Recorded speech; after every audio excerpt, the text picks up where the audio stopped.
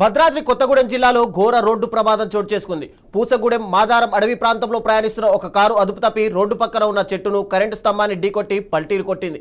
ఈ ప్రమాదంలో ఒకే కుటుంబానికి చెందిన ముగ్గురు అక్కడికక్కడే ప్రాణాలు కోల్పోయారు. మృతులను సాయి ప్రకాష్, సంధ్య, కుమారుడు మోక్షగా గుర్తించారు. ఈ ప్రమాదంలో కుటుంబ సభ్యురాలు జ్యోతి తీవ్రంగా గాయపడగా స్థానికులు వెంటనే స్పందించి 108 వాహనం ద్వారా పాల్వంచ ప్రభుత్వ ఆసుపత్రికి తరలించారు. ప్రమాదానికి గల కారణాలపై పోలీసులు దర్యాప్తు ప్రారంభించారు.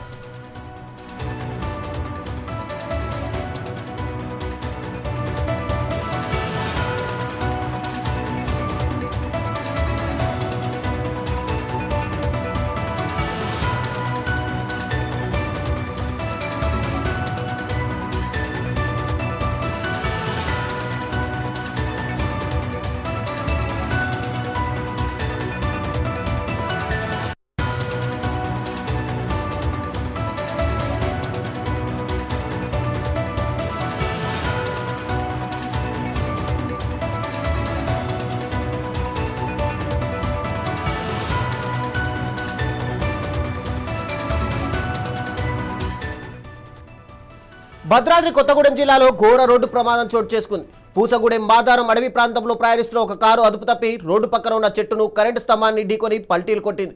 ఈ ప్రమాదంలో ఒకే కుటుంబానికి చెందిన ముగ్గురు అక్కడికక్కడే ప్రాణాలు కోల్పోయారు. మృతులను సాయి ప్రకాష్, సంధ్య, కుమారుడు మోక్షగా గుర్తించారు. ఈ ప్రమాదంలో కుటుంబ సభ్యురాలు జ్యోతి తీవ్రంగా గాయపడగా స్థానికులు వెంటనే స్పందించి 108 వాహనం ద్వారా పాల్వంచ ప్రభుత్వ ఆసుపత్రికి తరలించారు. ప్రమాదానికి గల కారణాలపై పోలీసులు దర్యాప్తు ప్రారంభించారు. దీనిపై మరింత సమాచారం మా ప్రతినిధి దేవేందర్ అందిస్తారు. దేవేందర్, చెప్పండి, అంటే ఇక్కడ ర్యాష్ డ్రైవింగ్ ఏమైనా కారణంగా కనిపిస్తుందా? చంద్ర, భద్రాచలం పట్టణానికి చెందిన కుటుంబం ఈరోజు ములకల్పల్లి బంధువుల ఇంటికి వెళ్లి తిరిగి వస్తుండగా మార్గం మధ్యంలో ములకల్పల్లి మండలం మాదారం గ్రామానికి వచ్చేసరికి పూర్తిగా అది అడవి ప్రాంతం ఉంటుంది. ఆ అడవి ప్రాంతంలో పూర్తిగా రోడ్డు నిర్మానుష్యంగా ఉంటుంది. సో ఆ నిర్మానుష్యమైన రోడ్లో ఆ కారు వేగంగా వచ్చి అదుపు తప్పి ఒక చెట్టుని ఢీకొట్టింది. ఆ చెట్టును ఢీకొట్టిన తర్వాత వెంటనే అక్కడి నుంచి ఆ చెట్టుకి ఢీకొట్టిన వెంటనే ఆ పక్కనే ఉన్న కరెంటు స్తంభాన్ని కూడా ఢీకొట్టింది. సో ఢీకొట్టి దాదాపు ఒక 2 పల్టీలు కొట్టి కారు పడిపోయింది. సో ఆ ప్రమాదంలో ఒకే కుటుంబానికి చెందిన సాయి ప్రకాష్, తన భార్య సంధ్య, అలాగే వాళ్ళ కొడుకు మోక్ష కూడా అక్కడే స్పాట్ లోనే చనిపోయారు. మృతుడు సాయి ప్రకాష్ తల్లి జ్యోతికి మాత్రం తీవ్ర గాయాలవడంతో వెంటనే ఆమెని హుటాహుటిన 108 వాహనం ద్వారా పాల్వంచ ప్రభుత్వ ఆసుపత్రికి తరలించడం జరిగింది. ఈ ఘటనలో పోలీసులు కేసు నమోదు చేసి దర్యాప్తు చేస్తున్నారు. అంటే ఈ యాక్సిడెంట్ విషయంలో వేగం ఒకటే కారణమా, మరి ఇతరత్ర కారణాలు, అంటే మద్యం సేవించి ఫంక్షన్ కి పోయిస్తున్నారు కాబట్టి మద్యం సేవించి ఏమన్నా వాహనాన్ని నడిపాడా అనే కోణంలో కూడా పోలీసులు పూర్తిగా దర్యాప్తు చేస్తున్న పరిస్థితి కనబడతా ఉంది. సో ఆ మాదారం ములకల్పల్లి ఏరియా మొత్తం కూడా అడవి ప్రాంతం ఉంటుంది. ఇవాళ ఆదివారం కాబట్టి రోడ్డు కూడా చాలా ఫ్రీగా ఉంటాయి.